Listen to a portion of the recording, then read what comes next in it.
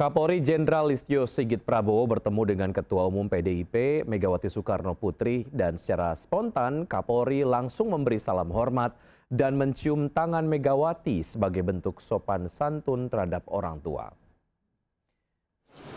Momen ini berlangsung saat Kapolri bersilaturahmi ke kediaman Mary Hugeng yang merupakan istri Jenderal Purnawirawan Hugeng Iman Santoso di Depok, Jawa Barat. Kapolri lebih dahulu bersilaturahmi dalam momentum ulang tahun ke-100 istri Hugeng tersebut. Tak lama Sigit menunggu ke depan rumah untuk menyambut Megawati yang didampingi salah satunya oleh Ketua DPR RI Puan Maharani. Pertemuan keduanya pun tampak hangat dan penuh kekeluargaan. Kapolri maupun Megawati tampak saling lempar senyum. Setelah itu mereka langsung masuk ke dalam rumah istri Hugeng.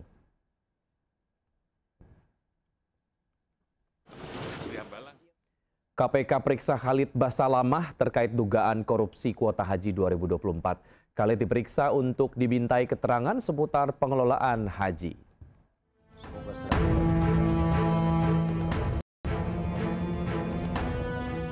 Komisi Pemberantasan Korupsi memeriksa pendakwa Khalid Basalamah Senin 24 Juni 2025. Khalid diperiksa terkait penyelidikan dugaan korupsi kuota haji 2024.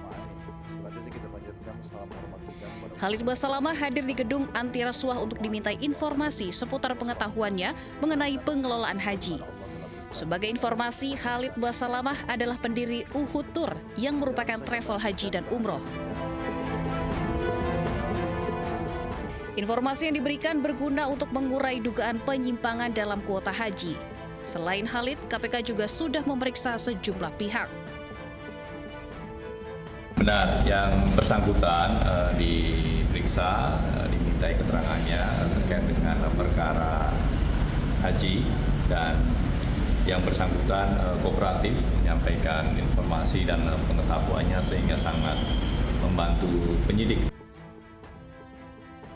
Dugaan penyelewengan kuota haji 2024 terjadi di era Menteri Agama Yakut Khalil Qomas.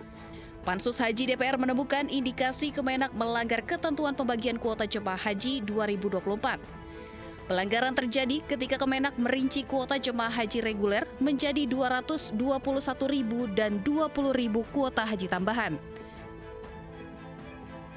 Padahal seharusnya kuota haji reguler adalah 221.729 jemaah, sementara jemaah haji khusus 19.280 jemaah. Sementara itu belasan kepala desa menggeruduk SMA N1 Jati 7 di Majalengka, Jawa Barat. Penggerudukan terjadi setelah sejumlah warganya tak diterima sebagai siswa baru. Domisili, tapi sama aja dengan donasi. Berarti Bapak yang menentukan berapa kilo itu. Semua donasi ada yang kalau domisili Pak itu Sejumlah kepala desa di Kecamatan Jati 7 terlihat emosi setelah menyampaikan alasan kenapa warganya tidak diterima SMA Negeri 1 Jati 7 pada tahap awal kepada pihak sekolah setempat. Sebanyak 15 kepala desa menggeruduk SMA Negeri 1 Jati 7 setelah warganya tak terima di SMA setempat dan pihak sekolah memprioritaskan siswa baru di luar Jati 7. Tuntutannya ingin seadil-adilnya lah. Artinya ada istilah di sana bumi dipijak, di situ langit dijunjung. Artinya SMA 1 Jati 7 itu adalah kepunyaan warga Jati 7. Jadi kami kan tahu silsilah dari awalnya itu bagaimana awalnya nginep di SMP, SMA nginep di SD sekian tahun, terus bisa membangun, ditarik supaya yang daftar. Sekarang kami sudah pada tua kan tahu persis perjalanan SMA ini. Nah sekarang udah besar, udah gede, ternyata melupakan terhadap apa itu kacang lupakan kulitnya gitu. Jadi ingin ada kebijaksanaan yang lebih hebat. Kepala SMA Negeri 1 Jati 7, Enjen, menjelaskan pihaknya akan berkoordinasi dengan pimpinan perihal adanya tuntutan kepala desa.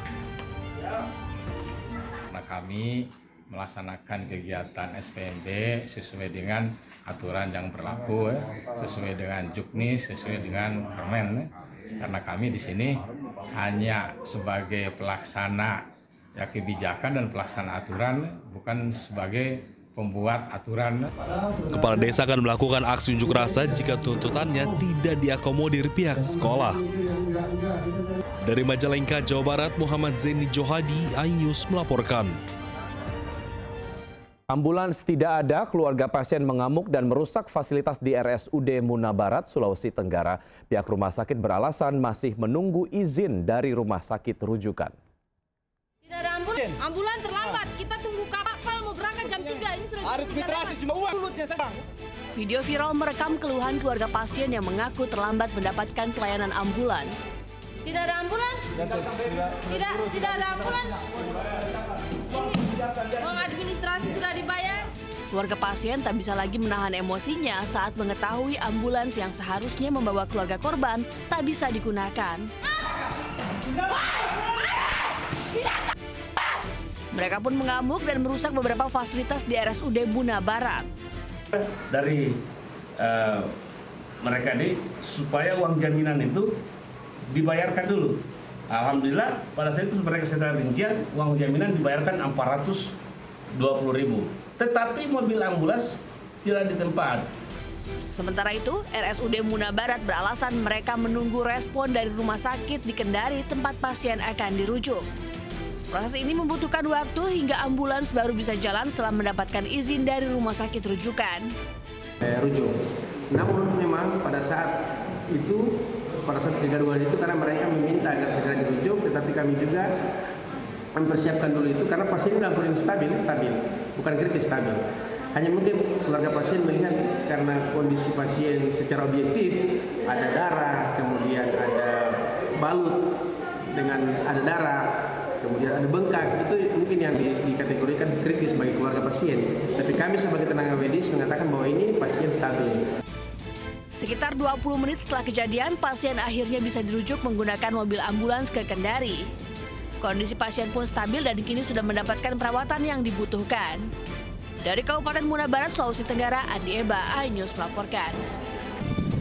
Pemirsa, sejumlah menteri Kabinet Merah Putih dipanggil Presiden Prabowo Subianto ke Hambalang, salah satunya Menko Bidang Pangan Zulkifli Hasan dan Menteri Sosial Saifullah Yusuf.